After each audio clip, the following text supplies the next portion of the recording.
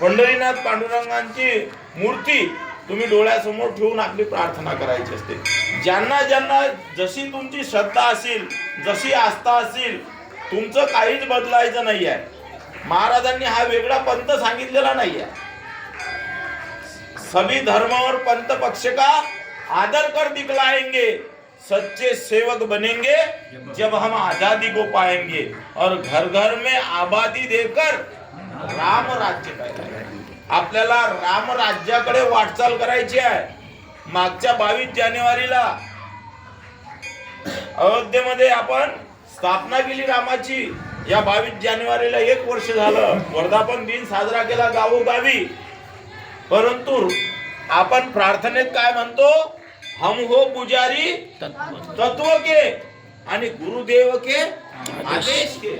आपल्याला पुजारी व्हायचं आहे, परंतु कशाचं? तत्वाचं. जर राम राज्य आणायचं असेल तर पहिले रामाने काय केलं याचा इतिहास पाहावा. जयांची मूर्ती उपासावी, तयांची चरित्र कथा वाचावी आणि तैसे कार्य करीत जावे आपणही त्यांच्यापरी. राम एक पत्नी एक वचनी, रघुकुल रीत सदा चली आई, प्राण जाए पर वचन न जाए. जीव गेला तरी चालेल, पण वचन शब्द न मोडणे म्हणजेच रामराज्य. पित्याच्या आज्ञेपोटी दशरथाच्या शब्दाला मान देऊन 14 वर्षाचा वनवास भोगणारे राम आपल्या समोर उदाहरण आहे. तर ते सर्व उदाहरण आपल्या डोळ्यासमोर ठेवावं लागेल. आणि हा जो जीवन आपण इथं जे काही सर्व मंडळी येऊन बसतात, या मुलांचा फार मोठा सहभाग असतो या प्रार्थनेसाठी.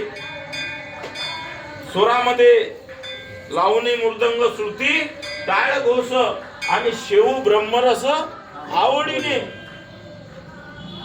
सर्व कशात आहे? तालात आणि स्वरात आहे. आपलं जीवन जर इकडे तिकडे भरकटलं, लोक म्हणतात भाऊ तालावर नाहीस का रे भाऊ, तालात राह ना जरा.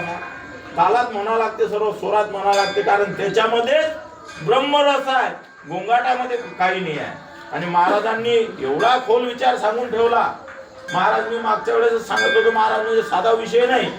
भारतातल्या 7 लाख खेड्याचा प्रवास राष्ट्रसंत तुकडोजी महाराजांनी केला.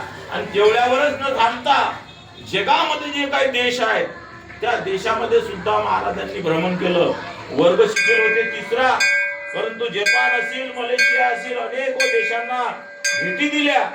विश्व धर्म परिषदा ज्या होतात जगामध्ये आजही चालू आहेत, त्या पूर्ण जगातले जे जे काही धर्म पंडित लोक आहेत त्या सर्वांना एका ठिकाणी बोलावलं जाते जगातल्या, आणि त्याला म्हटलेलं आहे विश्व धर्म परिषद. तिथं स्वामी विवेकानंद गेले होते. सर्वात पहिले जगाच्या स्टेजवर बोलणारा माझ्या बंधू आणि भगिनींनो म्हणजे ते स्वामी विवेकानंद. आणि सगळ्यात पहिले खंजीर वाजून गरजले ते तुकडोजी महाराज. हर देश में तू, हर भेष में तू, तेरे नाम अनेक तू एक ही है, तेरी रंगभूमि यह विश्व भरा, हर खेल में मेल में तू ही तू है. हे जे विश्व आहे, हे जे पृथ्वी आहे, हे पृथ्वी देवा तुझं स्टेज आहे, रंगमंच आहे. आणि या रंगमंचावर वेगवेगळे पार्ट प्रत्येकाला दिलेले आहेत. कोणी कीर्तनकार बनलं, कोणी भागवतकार बनलं, कोणी हार्मोनियम वादक, कोणी मृदंगाचार्य, तबला वाजवणारे, कोणी शेतकरी बनले, कोणी सैनिक बनले, कोणी उद्योगी बनले, कोणी व्यापारी बनले. आपापल्या परीने सर्व चालायचं. प्रत्येकानं आपापलं कार्य करतच राहायचं आहे. कारण उठो जवानो करके बताओ कहने के दिन अब गए गए. हे सर्व करत असताना आपण भटकू नये, आपले मुलं भटकू नये, आपल्या मुली भटकू नये, याच्यासाठी ध्यान आणि प्रार्थना हे फार मोठं शस्त्र आपल्या सोबत असलं पाहिजे. कारण महाराज बोलून गेले, पुन्हा ती वेळ दिसत आहे समजूनी हाक द्या लोका. बिघडले ब्रीद जनतेचे चरित्रे नासली सारी, जाहला देश दुर्बल हा शक्ती द्या बुद्धी द्या लोका. आज लोकांना शक्ती आणि बुद्धी देण्याची वेळ आलेली आहे. कारण काल परवा मी एक व्हिडिओ टाकला होता व्हॉट्सअपला, जे माझ्या ग्रुपला असतील त्या व्हिडिओ मध्ये स्पष्ट बोललेला आहे, दिवस निघल्यापासून दिवस मावणे दुसरा दिवस निघेपर्यंत